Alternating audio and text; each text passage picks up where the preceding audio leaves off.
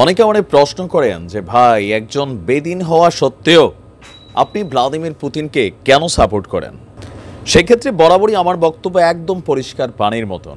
কারণ কি যে আমাদের আরব অধিপতিরা মানে সৌদি আরব বলেন, তুরস্ক বলেন, অথবা কাতার বলেন বা বাহরাইন বলেন, দুবাই বলেন, যারা অর্থনৈতিকভাবে বা পশ্চিমাদের খুবই কাছের রাষ্ট্র হিসেবে পরিচিত, তারা যে দায়িত্বটা পালন করে না সেই দায়িত্বটা কোথাও না কোথাও ভ্লাদিমির পুতিন পালন করে। হ্যাঁ, হতে পারে এটা জিওপলিটিক্যাল একটা অবস্থান থেকেই করে, বাট করে তো।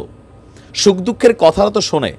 যখন আমাদের পশ্চিমা শক্তির দাবা চাপে আপনারা দেখেন আরব রাষ্ট্রগুলো অনেকটা পোতাই গেছে, এই বিষয়গুলো নিয়ে কথা বলতে নারাজ, তখন পুতিন আমাদের বীরদেরকে যখন ডাকায় নেওয়ার ঘোষণা দেয়, তখন আমার কাছে মনে হচ্ছে এই ভূমিকাটা যথেষ্ট।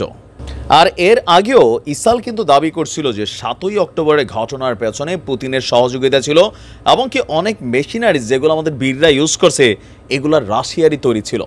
দর্শক, নতুন করে আমাদের বীর এবং ফাতাহ সহ অন্যান্য আমাদের যে ফিরি দলগুলো আছে ওই যে যা এবং অন্যান্য মধ্যপ্রাচ্য ইস্যুতে আপনার ইসরায়েলের যুদ্ধ নিয়ে আলোচনার জন্য মস্কোতে আমন্ত্রণ জানানো হয়েছিল আমাদের বীরদের একটা স্পেশাল টিমকে। রাশিয়ার উপপররাষ্ট্রমন্ত্রী মিখাইল বগদানোভের বরাত দিয়ে রাষ্ট্রচালিত রাশিয়ার যে বার্তা সংস্থা তাস এর প্রতিবেদনে বলা হয়েছে, রাশিয়া আপনার 29শে ফেব্রুয়ারি থেকে আন্তঃফিলি আলোচনার জন্য মস্কোয় আসতে 1 ডজন বীর নেতাদেরকে অনুরোধ করেছে। মানে 29শে ফেব্রুয়ারি এটা সামনে একটা প্রোগ্রাম হতে যাচ্ছে। মধ্যপ্রাচ্যে প্রেসিডেন্ট পুতিনের বিশেষ দূত বগদানোভ বলছেন, আমরা সমস্ত ফিলি প্রতিনিধিদের আমন্ত্রণ জানিয়েছি। সিরিয়া, লেবানন এবং এই অঞ্চলের অন্যান্য দেশ সহ বিভিন্ন দেশেই তাদের অবস্থান রয়েছে এমন সকল রাজনৈতিক শক্তিগুলোকে। মানে আপনারা জানেন যে পশ্চিমারা এই মুহূর্তে মধ্যপ্রাচ্যে যে একটা যুদ্ধের দামানল বাড়াই দিছে, সেটাকে কোথাও না কোথাও সামনের দিকে কীভাবে ডিল করা হবে, অথবা আই ডোন্ট নো, মানে কিছু তো একটা এখানে আলোচনায় উঠে আসতে যাচ্ছে। রাশিয়া যারা বছরের পর বছর ধরে ওই অঞ্চলের সমস্ত প্রধান খেলোয়াড়দের সাথে সুসম্পর্ক বজায় রাখার চেষ্টা করছিল, হঠাৎ করেই আপনার আমাদের ওই এলাকাতে যুদ্ধ, ইসরায়েল এবং তার পশ্চিমা সমর্থকদের এই মুহূর্তে কাইটা আমাদের এই অঞ্চলের শক্তিগুলোর সাথে আলোচনায় বসতে যাচ্ছে।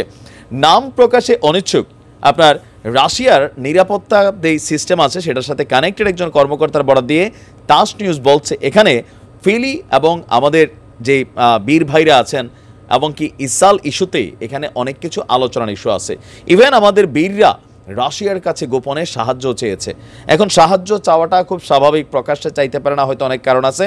এখন এই বৈঠকে রাশিয়ার পক্ষ থেকে রাশিয়ার পররাষ্ট্র মন্ত্রণালয় বলছে যে মধ্যপ্রাচ্যের পরিস্থিতি এমনকি এই যুদ্ধকে কিভাবে বন্ধ করা যায় বা বিভিন্ন চাওয়া টাওয়া দাবি দুবি, পশ্চিমারা তো দীর্ঘদিন চেষ্টা করতেছে আরবিরা নিয়া, মিশরে নিয়া, কেউ তো আসলে ভাই মানে দমাইতে পারতেছে না ইসরায়েলকে। এখন পুতিনের এই ডাকের পরে আই ডোন্ট নো কি হতে যাচ্ছে, বাট এতটুকু বুঝতেছি ইনশাল্লাহ ভালো কিছু হবে। কারণ যখনই পুতিন কাকু আমাদের বীরদেরকে ডাক দেয় এরপরেই কিন্তু একটা না একটা ধামাকা ঘটে। তো দেখা যাক, আপনাদের খেয়াল আছে নিশ্চয়ই 7ই অক্টোবরের আগে সম্ভবত সেপ্টেম্বর না আগস্টের দিকে বীরদের একটা টিম কিন্তু রাশিয়া আসছিল। তো এখন পেছনের প্রেক্ষাপট কি আই ডোন্ট নো, বাট যাই হবে ভালো হবে ইনশাআল্লাহ। দেখা যাক। ভালো থাকুন। আসসালামু আলাইকুম।